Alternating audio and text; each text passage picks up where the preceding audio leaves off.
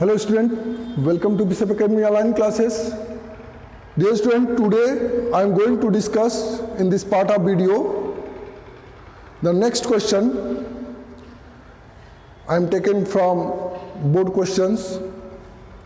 You can see on the board. Question है P, Q and R are in partnership sharing profits and losses in the ratio of 5:4:3 on 31st March 2018. Their balance sheet was as follow. ये balance sheet है जिसमें आपका syndicators, outstanding expenses, general reserve, capital account PQR का दिया हुआ है, cash at bank, सन्डी debtors, stock, furniture, plant and machinery, ये चीज़ दी हुई है. ठीक है. हम क्या करेंगे कि इसमें एडजस्टमेंट का अकाउंटिंग इंफॉर्मेशन क्या दिया हुआ है वो है कि it was decided that with effect from 1 April 2018 sharing ratio, the profit sharing ratio will be 4:3:2. The following revaluation are made. Furniture is to be taken at 80% of its value, यानी कि 80% value इसका लिया जाए, 20% का loss है. Stock to be appreciated by 20%, ये appreciate हो रहा है. Plant and machinery will be valued at 4 lakh. Create provision for doubtful debts, rupees 10,000 on debtors. Outstanding expenses to be increased by 3,000. Partners agreed that altered value are not to be recorded in the books and they also do not want to distribute the general reserve. अब देखिए इसमें partners कर रहे हैं कि जो value asset या liabilities के जो वैल्यू अल्टर्ड हो रहे हैं उसको वो रिकॉर्ड करना नहीं चाहता है, यानी कि किसी में, और ना ही वो जनरल रिजर्व को डिस्ट्रीब्यूट करना चाहता है. और आपको इसका रिवाइज्ड बैलेंस शीट बनाना है और you are required to pass a single journal entry to give effect the above.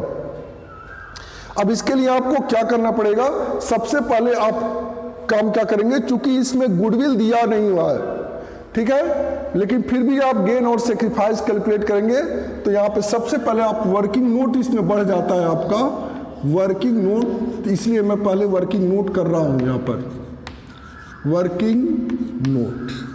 ठीक है. पहला वर्किंग नोट क्या होगा आपका, कैलकुलेशन ऑफ गेन और सेक्रीफाइस. ठीक. अब यहां पे सबसे पहले अब लिखेंगे ओल्ड रेशियो, फिर लिखेंगे आप न्यू रेशियो.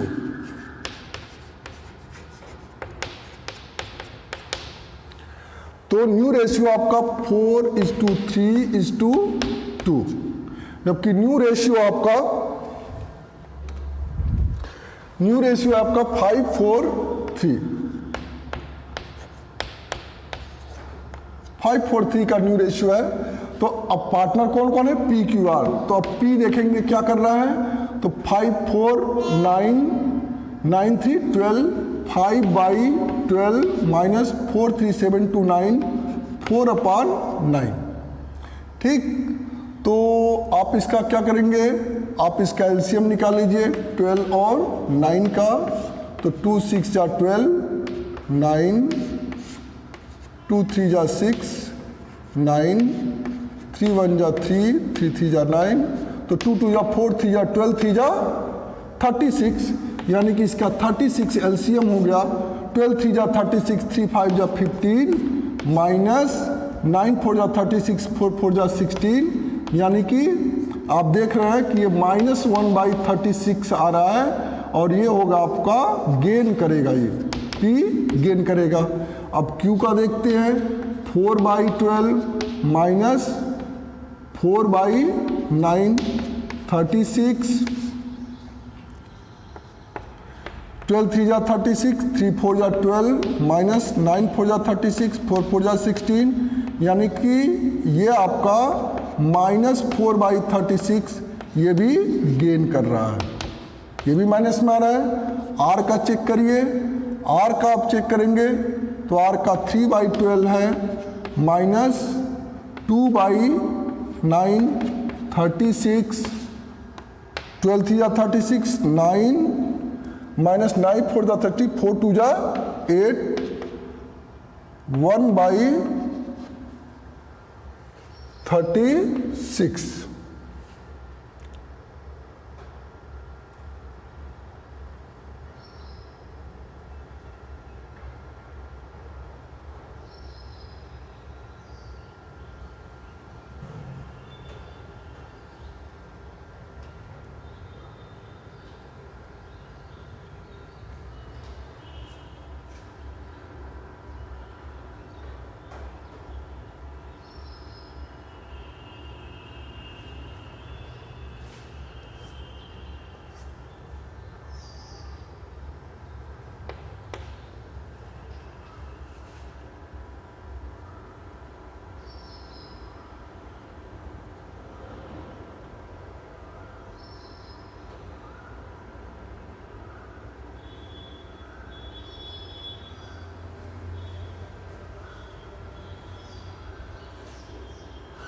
सॉरी, यहाँ पे देखिए, यहाँ पे 3/9 होगा,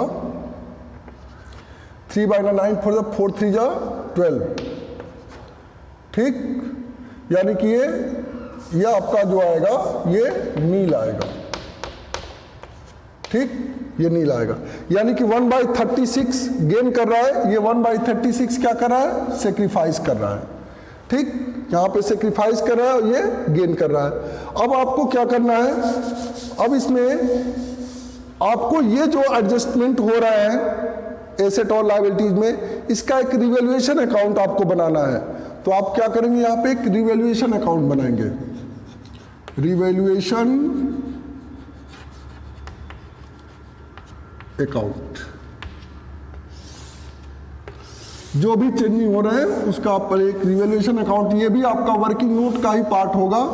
इसीलिए मैंने एक बार रिजर्व वगैरह का प्रॉफिट का मैंने बताया है और एक बार एसेट लायबिलिटीज का भी मैं बता दे रहा हूँ, ठीक है, जिससे आपको क्वेश्चन सॉल्व करने में कोई दिक्कत नहीं होगी।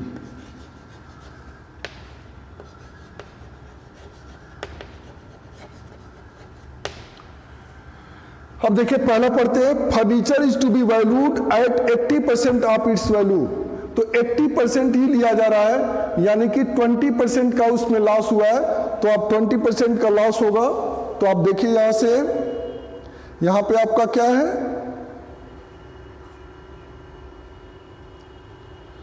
फर्नीचर की वैल्यू देखिए कितना है, 60,000। तो 60,000 का 80% जब ले रहा है, यानी कि 20% इसका लॉस हो रहा है, तो 60,000 का 20% आप लेंगे तो 6 2 12,000 का लॉस हो रहा है, यानी कि इसको आप डेबिट साइड में करेंगे, टू फर्नीचर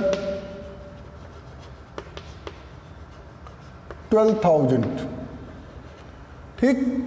अब सेकंड में आप देखेंगे, सेकंड में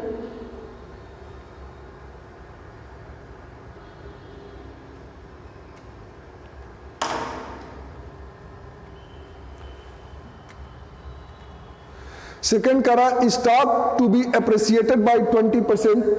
तो स्टॉक 20% से अप्रिसिएट हो रहा है, तो ये रिवैल्यूएशन अकाउंट क्रेडिट होगा।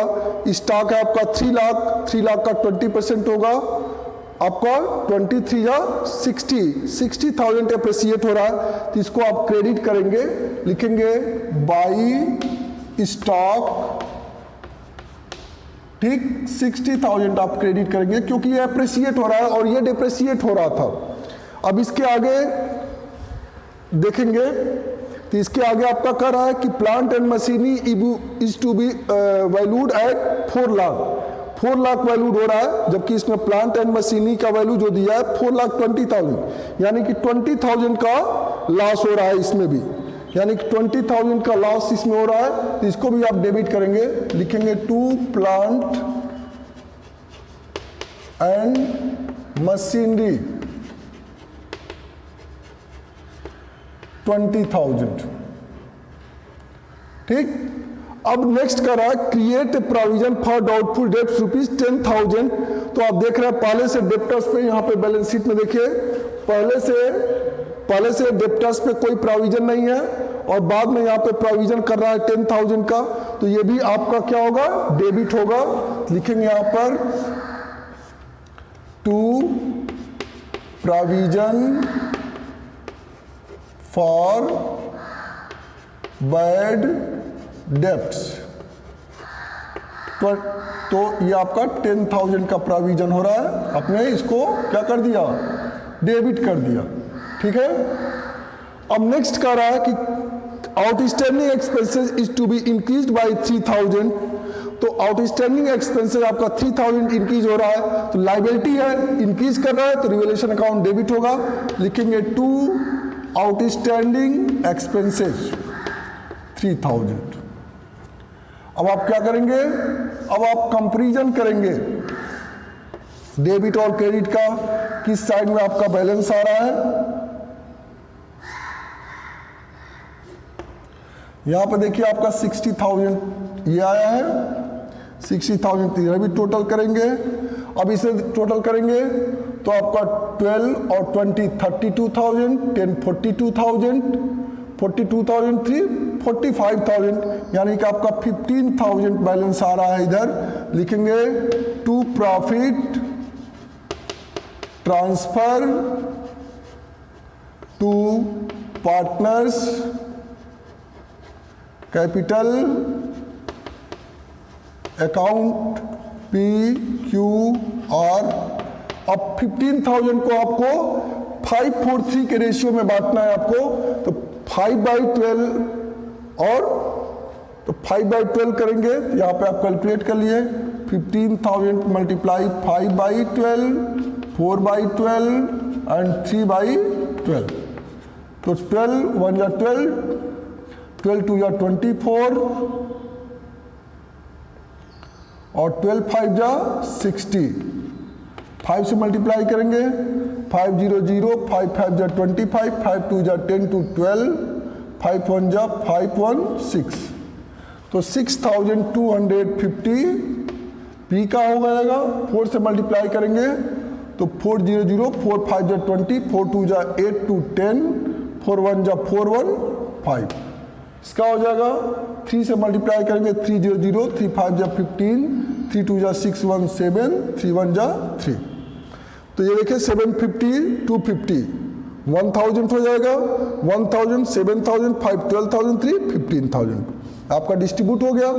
अब इसके बाद से आप क्या करेंगे, अब आपको रिवाइज्ड बैलेंस शीट बनाना है, तो रिवाइज्ड बैलेंस शीट बनाने से पहले आप क्या करेंगे, कैपिटल अकाउंट का आप, अब ये आपका सेकेंड वर्किंग नोट हो जाएगा, आप थर्ड वर्किंग नोट बनाएंगे आप, तो थर्ड वर्किंग नोट ये आपका फर्स्ट वर्किंग नोट हो गया। ठीक है, तो अब यहां पे आपको क्या करना है, इसी का आपको एडजस्टेड कैपिटल अकाउंट बनाना है, तो एडजस्टेड कैपिटल अकाउंट बनाने से आप पहले एडजस्टमेंट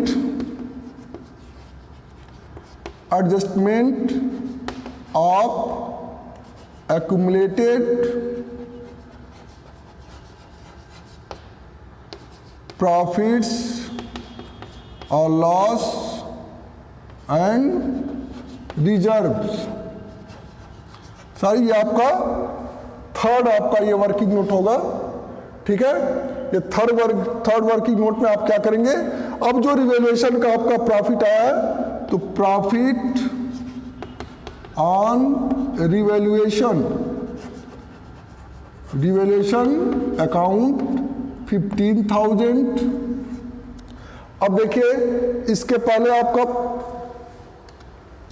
इसमें आएंगे तो ऑलरेडी जनरल रिजर्व भी दिया हुआ है, जनरल रिजर्व भी पार्टनर्स नहीं बांटना चाहते हैं, तो इसको भी आप ऐड कर लेंगे जनरल रिजर्व, तो ये जनरल रिजर्व आपका है 75,000, इसी में ऐड कर देंगे, टोटल कितना हो गया आपका 90,000। इसी को आपको क्या करना है, गेन और सेक्रीफाइस में आपको बांटना है, तो आप जानते हैं आर क्या कर रहा है, आर सेक्रीफाइस कर रहा है और पी क्या कर रहा है, गेन कर रहा है यहां पर, तो आप 1/36 एक गेन कर रहा है तो एक 1/36 सेक्रीफाइस कर रहा है, तो आप निकाल लीजिएगा पीज गेन, किसी एक का निकाल लेंगे, पीस गेन उतना ही वो क्यों सेक्रीफाइस करेगा, इसी 90,000 का आप 1/36 कैलकुलेट कर लेंगे,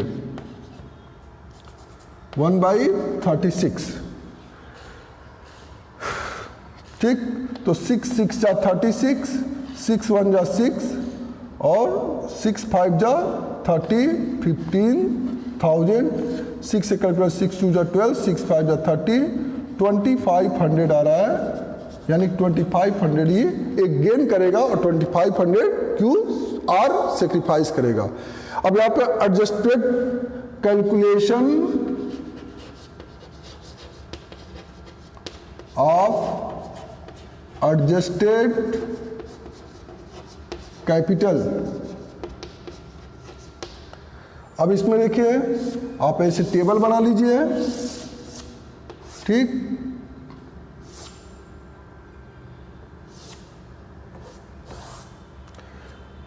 पी क्यू आर पर्टिकुलर्स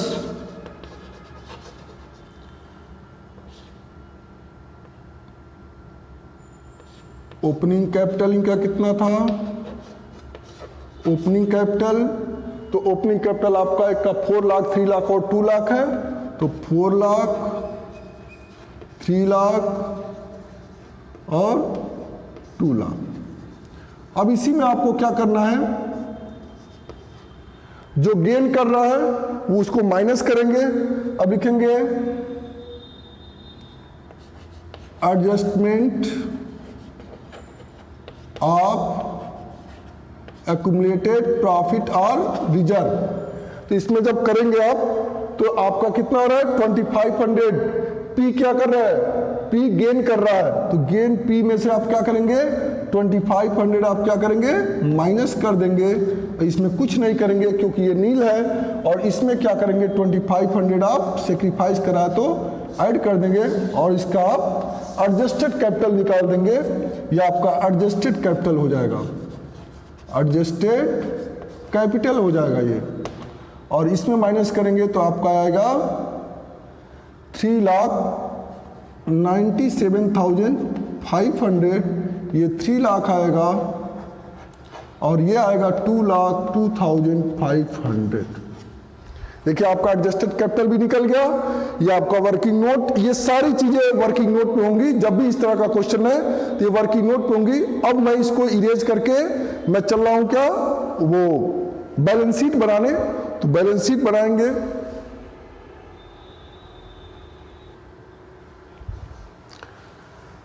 अब देखिए ये बैलेंस शीट हमको बनाना है, तो बैलेंस शीट में कोई भी आप चेंज नहीं करेंगे सिवाय कैपिटल अकाउंट के। सब वैल्यू आप वैसे ही लिखेंगे, जो दिया है उसमें सब ऐसे ही आप इसमें उतार लेंगे। आप सन्ड्री क्रेडिटर्स, तो सन्ड्री क्रेडिटर्स आपका दिया है 50,000, आप लिख लेंगे। आउटस्टैंडिंग एक्सपेंसेस 5,000, जनरल रिजर्व 75,000, ठीक। Capital account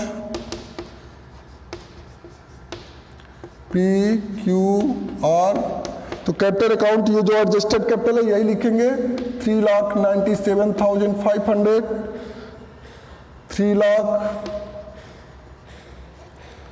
2,02,500। इसका कैपिटल वही उतना ही होगा 9 लाख ही, तो 9 लाख यहां पे लिख लेंगे आप, ठीक। एसेट में जो भी एसेट है, कैसेट बैंक, कैसेट बैंक आपका 40,000 है। सन्ड्री डेप्टर्स कोई चेंजिंग नहीं करेंगे, सन्ड्री डेप्टर्स 2,10,000 है, उसको लिख लेंगे आप। स्टॉक है 3 लाख का, तो स्टॉक 3 लाख लिख लेंगे। फर्नीचर है 60,000, फर्नीचर लिख लेंगे।